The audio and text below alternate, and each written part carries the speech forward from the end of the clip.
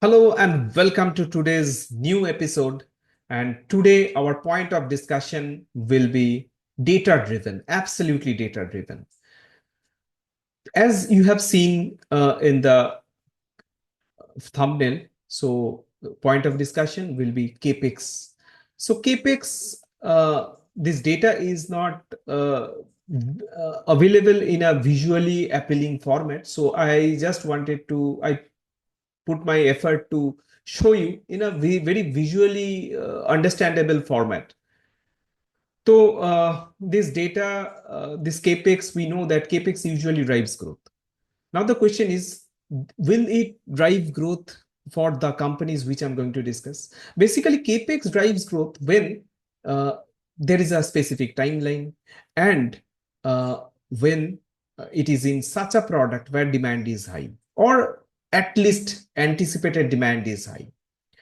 So without wasting time, let me take you into my screen. But before that, I have a disclaimer that I do not give any buy, sell, hold recommendation in the open platform. The stocks which I'm going to discuss in this particular video or discussed in any of my videos are not buy, sell, hold recommendation.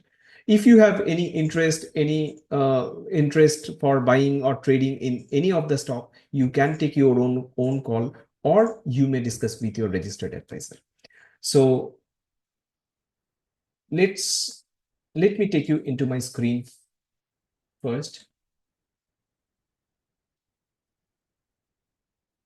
So this is the Excel which I shall be discussing within a short span of time. The first company I'm going to discuss, this is the company called Gujarat Heavy Chemical Limited, GHCL. All of us know this company. This is a chloroalkali company, manufacturer of mainly soda ash. They have other products as well, like caustic soda, uh, sodium bicarbonate, salt, etc.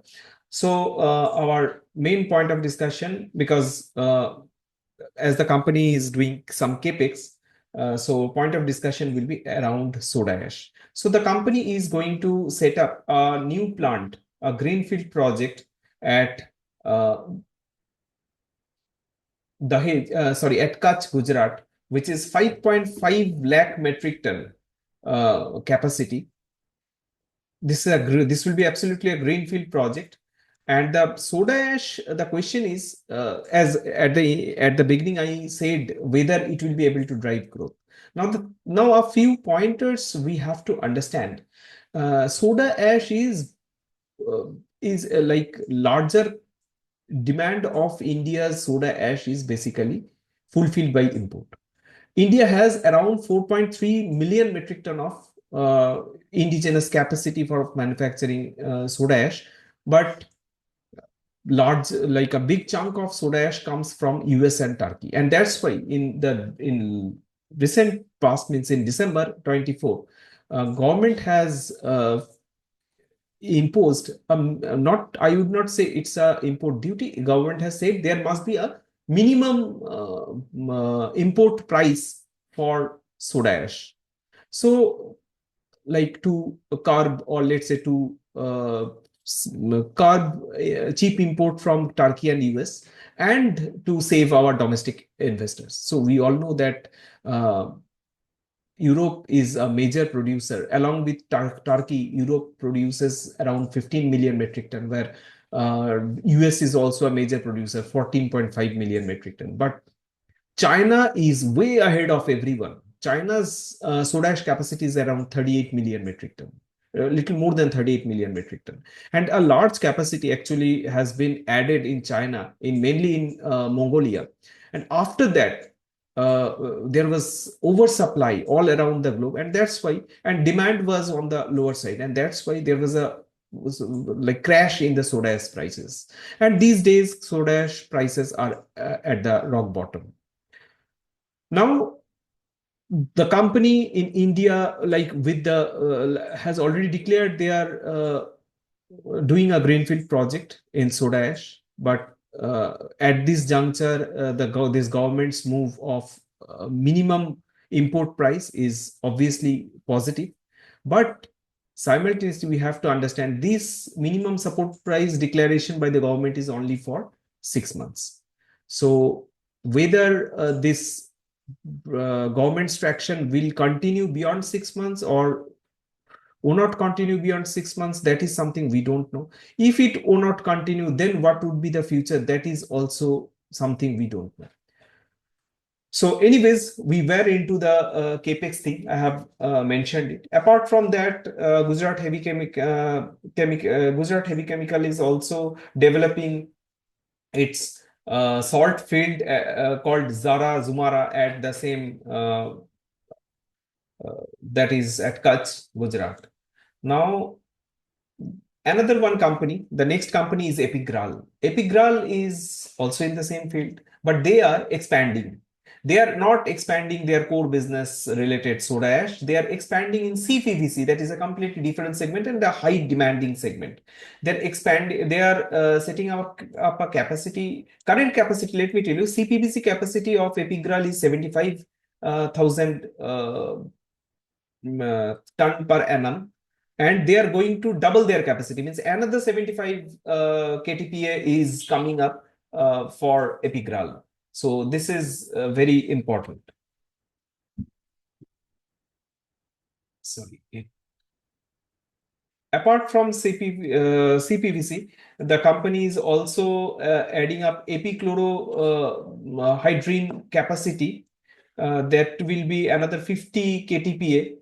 Both are greenfield project, and as I was referring about the timeline, both of these projects, this epichlorohydrin and CPVC, both of the capacities will be expected to be commercialized by H1 FY27.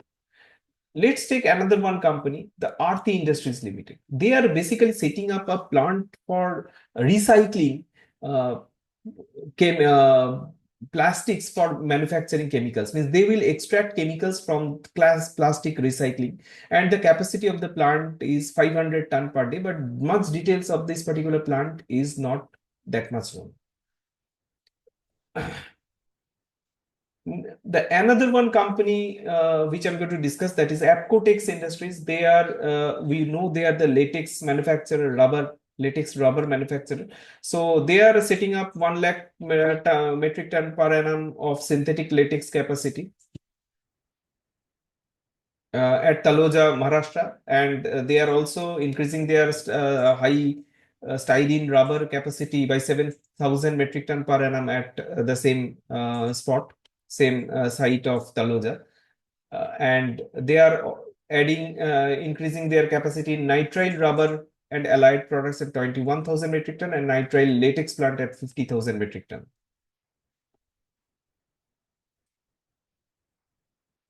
Deepak fertilizer, very important. Deepak fertilizer is increasing its TAN capacity, that is technical ammonium nitrate capacity. Current capacity is 587 KTPA, and they are adding up another 376 KTPA at Gopalpur, Orissa. And this project is likely to be completed by H2 FY26. Apart from that, the company is adding up nitric acid capacities.